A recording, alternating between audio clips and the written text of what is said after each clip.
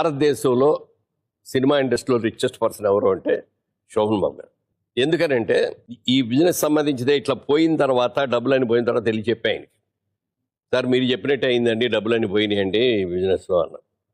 నేను ఒక సిద్ధాంతం నమ్ముతున్నాను, నీకు చెప్తాను, నచ్చితే నువ్వు కూడా అది ఫాలో అవ్వాలి.